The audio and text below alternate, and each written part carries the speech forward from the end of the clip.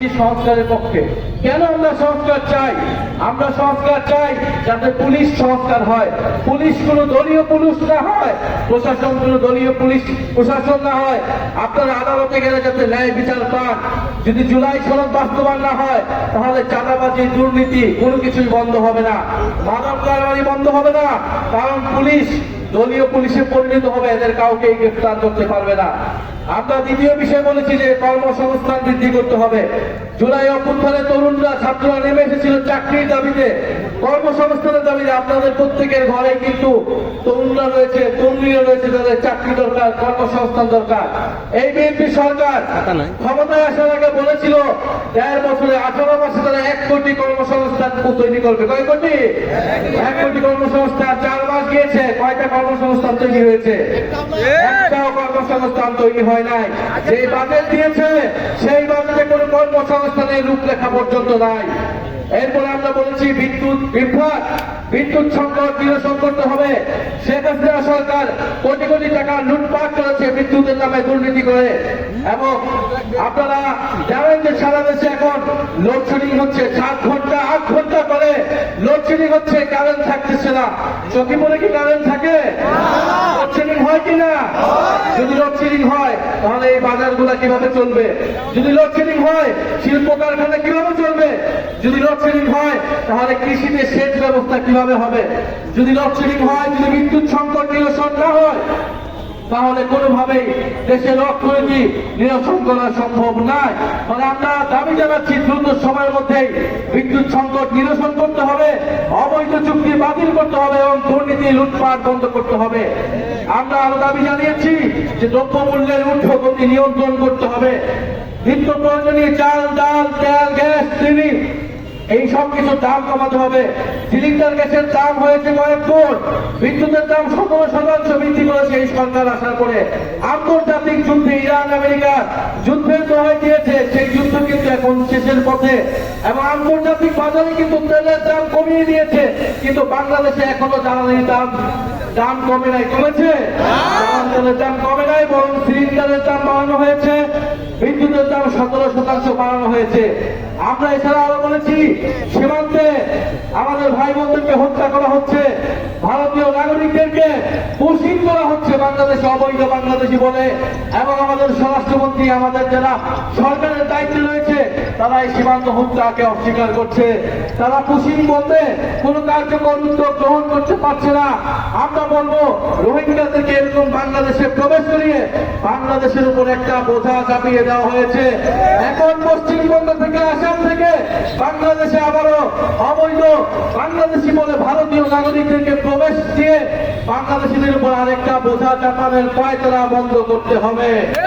সরকারকে দৃঢ়ভাবে ভারতের সাথে কথা বলতে হবে এবং এই অবৈধ পুশিং বন্ধ করতে হবে।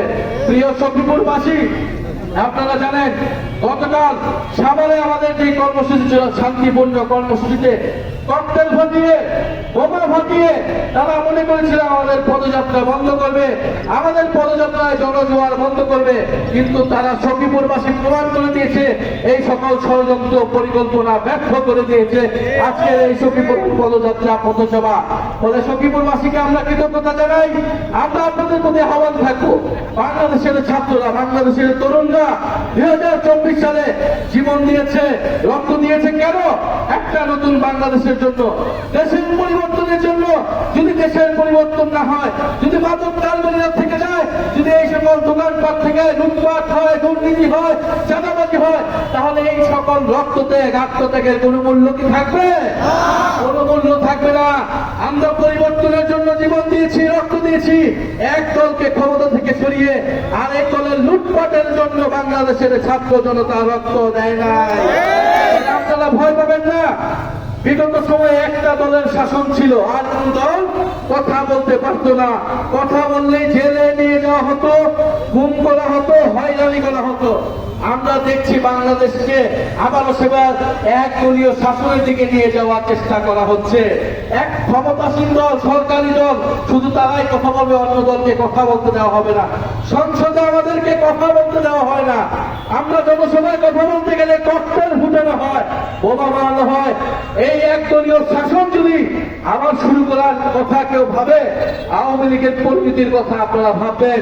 আওয়ামী লীগ 16 বছরে একদলীয় শাসন করে দিল্লিতে হেলিকপ্টার নিয়ে পালাতে হয়েছিল।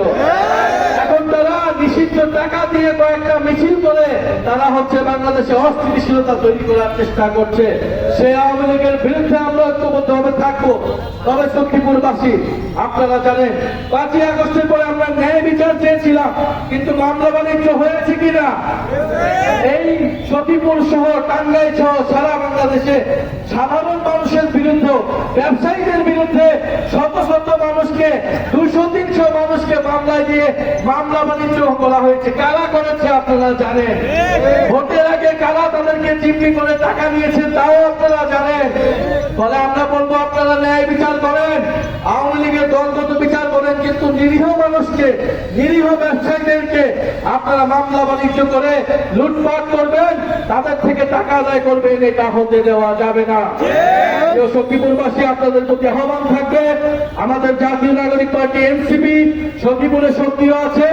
আমাদের এখানকার উপজেলা আহ্বায়ক আছেন, আমাদের এখানকার পৌরসভার মেয়র প্রার্থী আছেন।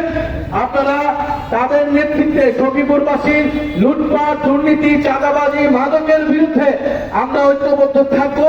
পাশাপাশি জুলাই সনদের জন্য আপনারা কথা বলবেন, সংস্কারের জন্য কথা বলবেন।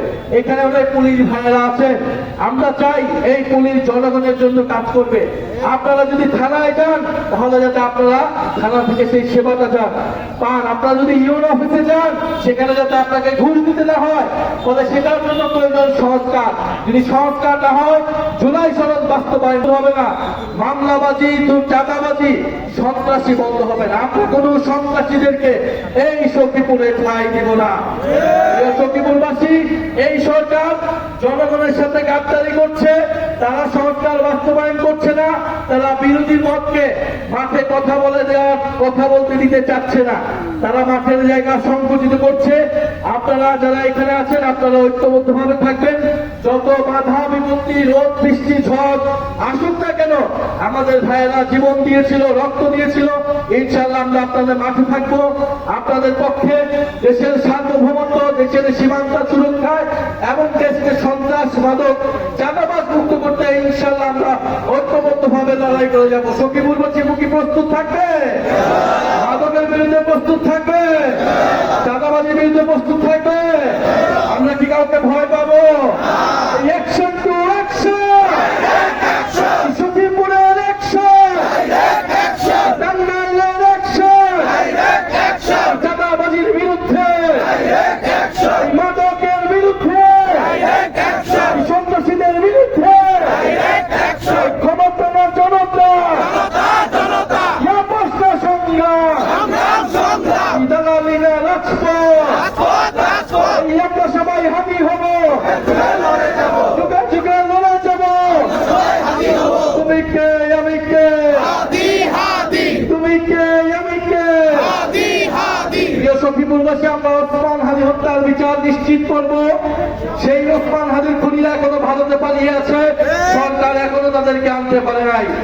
ফলে সরকারের প্রতি আহ্বান থাকবে, দ্রুত সময়ের মধ্যে সংস্কার বিচার নিশ্চিত করুন, কর্মসংস্থান তৈরি করুন এবং ঘরে ঘরে বিদ্যুৎ নিশ্চিত করুন, দুর্নীতি, লুটপাটকে বন্ধ করুন। সবাইকে আবারও ধন্যবাদ জানাচ্ছি যারা আজকের এই পথসভায় কষ্ট করে এসেছেন, বৃষ্টির মধ্যে থেকেছেন, এবং যারা এনসিপি সহ 11 দলের যারা আছেন, ছাত্র শক্তি, যুব শক্তি যারা আয়োজন করেছেন, তাদেরকে আন্তরিকভাবে ধন্যবাদ।